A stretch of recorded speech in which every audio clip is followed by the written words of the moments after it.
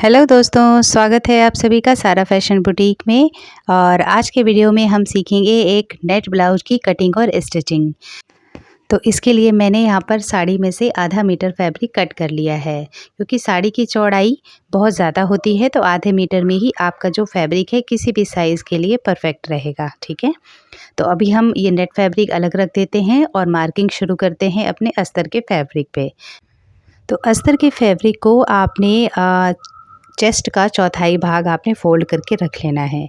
जैसे कि मैं अपने हर वीडियो में बताती हूँ, जो भी आपका चेस्ट का साइज़ है उसका 1/4 करें और उसमें 1.5 इंच या 2 इंच जितना आप एक्स्ट्रा रखना चाहते हैं उस हिसाब से ऐड करके इसको जिस तरीके से मैंने फ़ोल्ड करके रखा हुआ है ऐसे आपने रख लेना है। ठीक है, ये देखिए। तो ऐसे ही करने के बाद अब जो है सबसे पहले हम फैब्रिक को नीचे की तरफ से बराबर कर लेते हैं। जैसे कि आप देख रहे हो यहाँ पर ये नीचे थोड़ा ऊंचा नीचा है, छोटा बड़ा है, तो एक सीधी लाइन यहाँ पर हम कर लेंगे। इससे ये जो नीचे का फैब्रिक है वो हम कटिंग करके बाहर निकाल देंगे। अब इसके बाद हम अपने ब्लाउज़ की लंबाई देखेंगे। तो यहाँ पर मैंने तैयार लंबाई 14.5 रखनी है, तो उसमें मैं 2 इंच एक्स्ट्रा जोड़ूंगी। तो मैंने 16.5 इंच पे इसको मार्क कर दिया है। ठीक है, ये देखिए नीचे हमने 2 इंच एक्स्ट्रा लिया है मोड़ने के लिए। ठीक, अब इन दोनों निशानों को हमने सीधा कर देना है इस तरीके से। अब यहाँ पर हम अपने शोल्डर की मार्किंग करेंगे। ये देखिए, तो शोल्डर के लिए यहाँ पर जैसे हमारा मान लीजिए नेक अगर ज़्यादा डीप बना रहे हैं तब हम यहाँ पर 5 इंच या 5.5 इंच रखते हैं, लेकिन मैं यहाँ पर 6 इंच रख रही हूँ क्योंकि ये नेट का फैब्रिक है। तो यहाँ पर जो नेक है आप देखेंगे मैंने यहाँ पर ज़्यादा डीप नहीं रखा है। ये देखिए, अब इसी हिसाब से हमने यहाँ पे आर्म होल जितना भी है उतना ही हमने इसको भी रखना है। जैसे मान लीजिए 16 इंच हमारा आर्म होल है।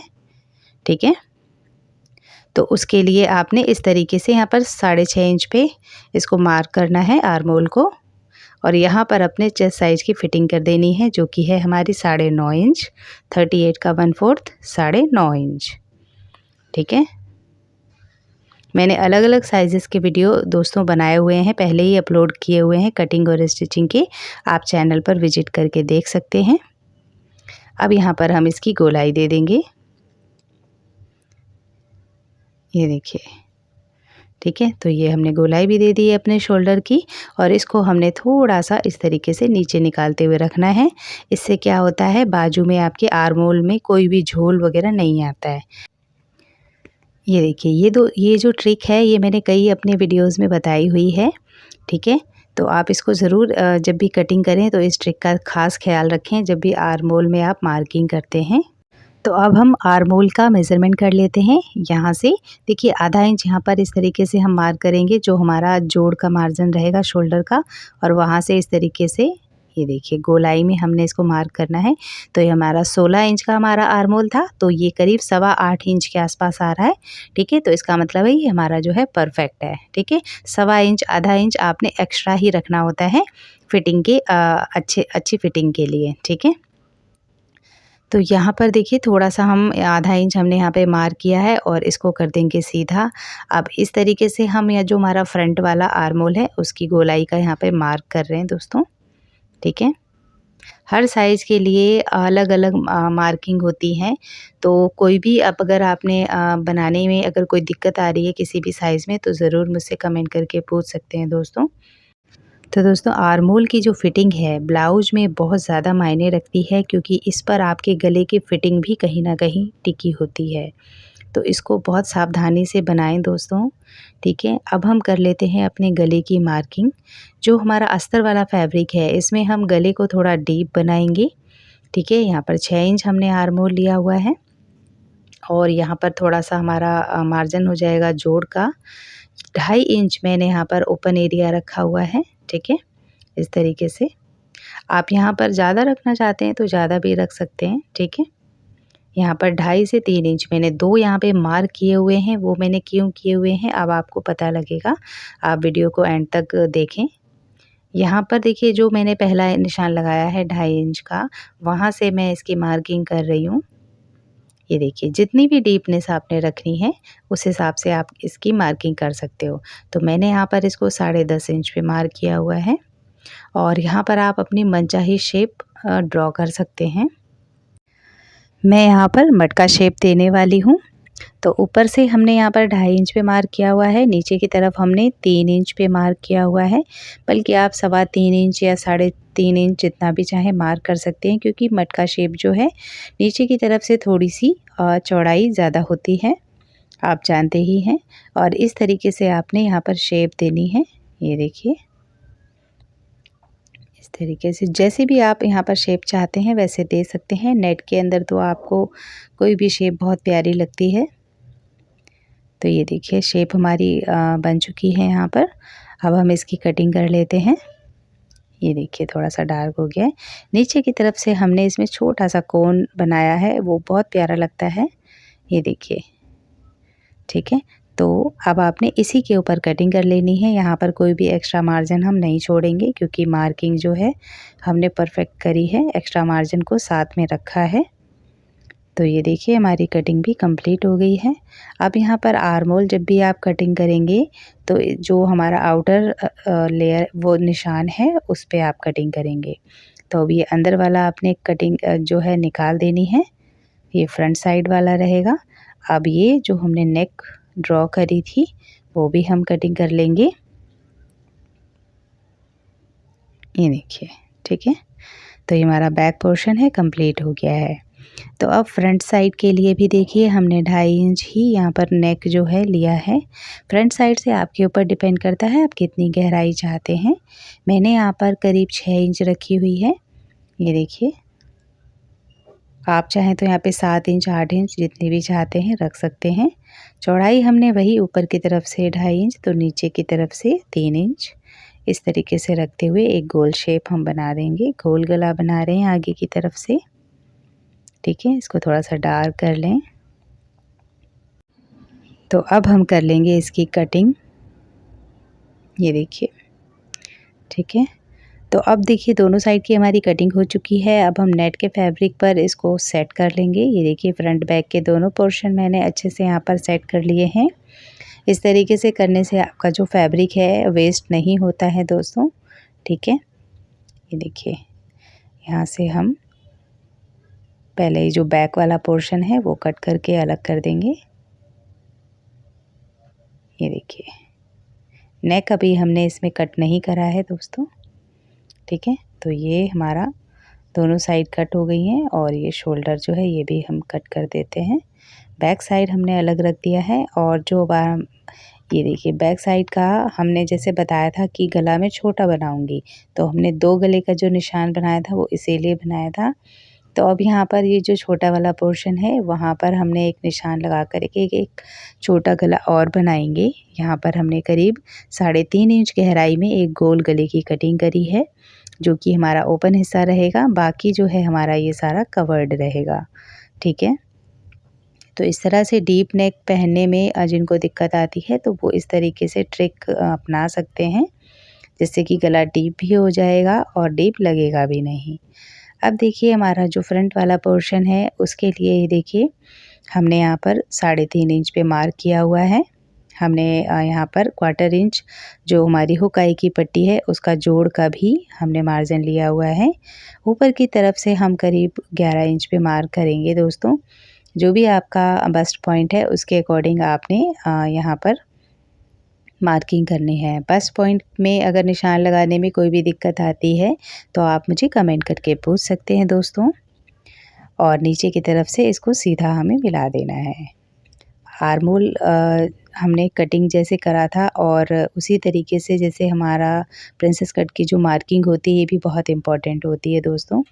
नीचे की तरफ से हमने यहाँ पर 2 इंच का यहाँ पर गैप लिया हुआ है और उसके बाद हम इसकी गोलाई देंगे। तो यहाँ पर आपने एक चीज़ और ध्यान रखनी है कि हमने 2 इंच लिया था नीचे एक्स्ट्रा फैब्रिक इसको हमें मोड़ने के लिए, तो वो 2 इंच का जो निशान है वो सीधा रखेंगे। कई लोग क्या करते हैं इसको डायरेक्टली मोड़ देते हैं, फिर जब नीचे सिलाई करते हैं तो उनको फिर प्रॉब्लम्स आती हैं। तो इस तरीके से अगर करेंगे तो फिर आपको कोई भी प्रॉब्लम नहीं आएगी। ठीक है, ये देखिए तो ये जो शेप है कुछ इस तरीके से नज़र आएगी। जब तक आपको परफेक्ट शेप ना मिले उसको आपने अच्छे से ड्रॉ करना है, ठीक है। ये देखिए, तो अब हम यहाँ पर इसकी कटिंग कर देंगे। मार्किंग कंप्लीट हो गई है। हर साइज़ के अकॉर्डिंग दोस्तों इसका जो प्रिंसेस कट का जो अनुपात होता है, रेशियो है, जो थोड़ा-सा चेंज होता रहता है। तो इसका कोई भी परफेक्ट नहीं है कि आपने इतना लेना है तो इतना ही बनेगा। अगर आप 38 साइज़ भी ले रहे हैं तो उसमें भी किसी में बस पॉइंट ज़्यादा होगा, किसी में कमर ज़्यादा होगी, तो उसी तरीके से इसका भी जो रेशियो है वो कम ज़्यादा होता रहता है। तो हर चीज़ के लिए कोई भी फ़िक्स चीज़ नहीं है, स्टिचिंग बहुत ब्रॉड है दोस्तों। ये कोई भी ये नहीं है कि आपने डायरेक्ट इसको रखा और बस स्टिचिंग हो गई, कटिंग हो गई। लेकिन ऐसे नहीं होता है, उसके अलावा बहुत सारी यहाँ पर सावधानियाँ भी रखनी पड़ती हैं, ठीक है। तो अब देखिए हमने जो फ्रंट का पीस कट कर लिया था नेट का, उसके ऊपर हमने इन दोनों जो फैब्रिक को कट करके सेट करके रख लिया है और अब हम इसकी कटिंग कर देंगे, ठीक है। ये देखिए, ये हमने नेक भी इसके साथ ही कटिंग कर लिया है। नेट के फैब्रिक में थोड़ा कटिंग में दिक्कत आ सकती है दोस्तों, थोड़ा-सा सावधानी से यहाँ पर कटिंग करनी है आपने। और ये साइड से जुड़ा हुआ है, इसको अलग कर लें, ठीक। तो हमारी कटिंग कंप्लीट हो गई है दोनों पार्ट्स की, फ्रंट और बैक। और अब हम कर लेते हैं बाजू की कटिंग। तो बाजू आपने जितनी लंबी रखनी है उस हिसाब से रख सकते हैं। मैंने 10 इंच बाजू की लंबाई रखी हुई है, ठीक है। अब यहाँ पर जो फैब्रिक है वो आपने ये देखिए ऊपर की तरफ से यहाँ पे 9 इंच हमने इसको रखा हुआ है और साइड की तरफ से हम करीब 3 इंच पे यहाँ पर निशान लगाएंगे। ये देखिए, ये हमने 3 इंच पे मार्क कर दिया है और यहाँ से हम गोलाई देते हुए वो जो 3 इंच का निशान लगाया था यहाँ से मिला देंगे। अब जो हमारी बाजू की गोलाई है वो रहेगी यहाँ पर 6 इंच और यहाँ पर हमने इस तरीके से एक्स्ट्रा फैब्रिक पे मार्क कर दिया है।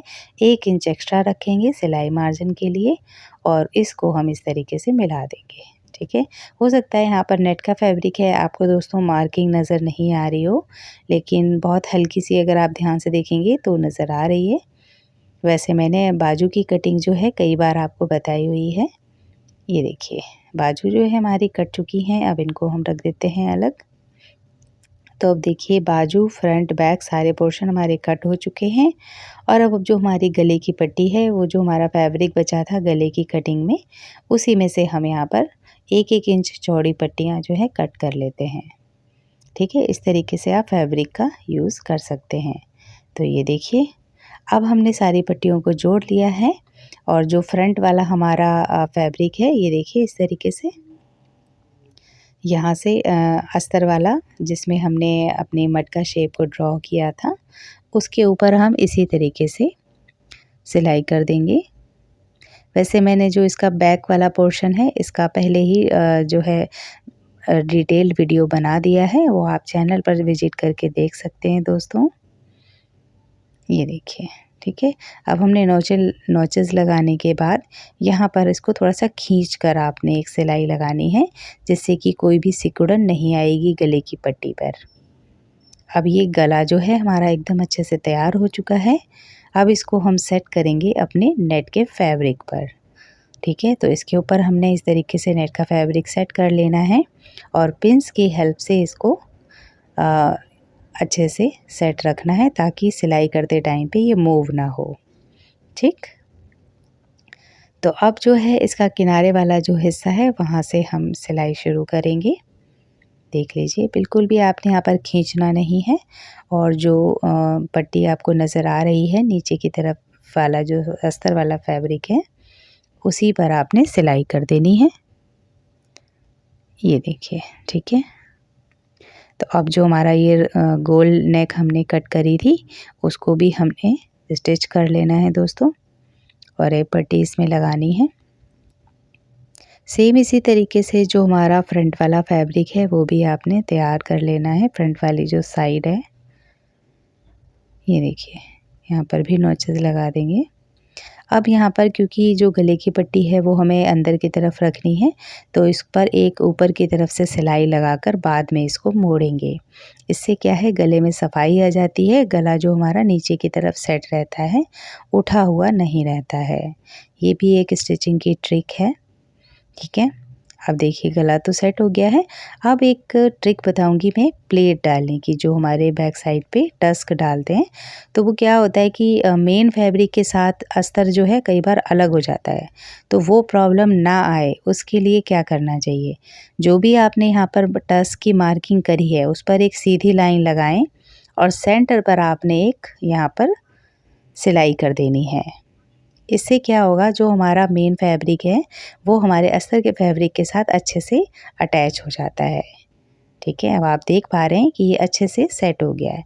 ऐसा करने से क्या होता है कि जब आप दोबारा से सिलाई करेंगे तो फैब्रिक दोनों एक जगह पर सेट रहेंगे। ये देखिए ऐसे, यहाँ पर कोई भी झोल नहीं आएगा। अब आपने इसको इस तरीके से पकड़कर एक प्लेट डाल देनी है, कोई भी प्रॉब्लम नहीं आएगी। जैसे झोल आ जाता है कई बार प्लेट में, जहाँ पर प्लेट की फिनिशिंग होती है, ख़त्म होती है, तो वहाँ पर अक्सर आपने देखा होगा अस्तर वाले ब्लाउज में झोल आ जाता है, फुग्गे आ जाते हैं, तो वो बिल्कुल अच्छे नहीं लगते हैं। ठीक है, तो उस चीज़ से बचने के लिए आपने ये वाली ट्रिक अपनानी है। तो आज का जो वीडियो है मैंने काफ़ी सारे टिप्स एंड ट्रिक्स के साथ बताया है दोस्तों। आपको कौन सी मेरी ट्रिक जो है सबसे अच्छी लगी है मुझे कमेंट करके ज़रूर बताएं।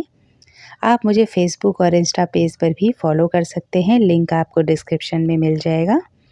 तो अब देखिए, जो हमारे फ्रंट साइड के प्रिंसेस कट के हिस्से हैं उनको हमने यहाँ पर पिन्स की हेल्प से सेट कर लिया है। वैसे आप चाहें तो यहाँ पर सिलाई करके भी इनको सेट कर सकते हैं। तो सिलाई से बचने के लिए, क्योंकि सिलाई में भी टाइम ज़्यादा लग जाता है, तो उससे बचने के लिए मैंने यहाँ पर पिन्स की हेल्प ली है और उसको यहाँ पर हमने टाइम सेविंग भी रहेगा हमारे लिए। और इस तरीके से हम इसको जोड़ लेंगे। फैब्रिक हमारे अलग अलग नहीं होंगे, खिंचाव भी नहीं आएगा और जुड़ भी अच्छे से जाएंगे। तो उसके लिए मैंने यहाँ पर पिन्स की हेल्प ली है। तो ये भी एक ट्रिक है दोस्तों, इसको भी ज़रूर अपनाएं स्टिचिंग के टाइम पे। सेम इसी तरीके से जो दूसरा वाला हिस्सा है ये भी हमने पिन्स की हेल्प से सेट करके रखा हुआ है और ये भी हम इसी तरीके से जोड़ लेंगे। ये देखिए, हमेशा जब भी प्रिंसेस कट के पार्ट्स को हम जोड़ते हैं तो नीचे की तरफ से जोड़ते हैं, ये ध्यान रखें, और खींचते बिल्कुल भी नहीं हैं। ये देखिए, ठीक है, ये हमारी कटिंग हो गई है कंप्लीट। ये देखिए, कुछ इस तरीके से हमारा ये हिस्सा नज़र आने वाला है। अब हम इनको जोड़ लेते हैं। ये देखिए, जो नेक है उसको हम अच्छे से सेट कर देंगे ताकि ये मूव ना करे। बाद में हम इसमें और एक पट्टी लगा करके गले को तैयार कर लेंगे। ठीक,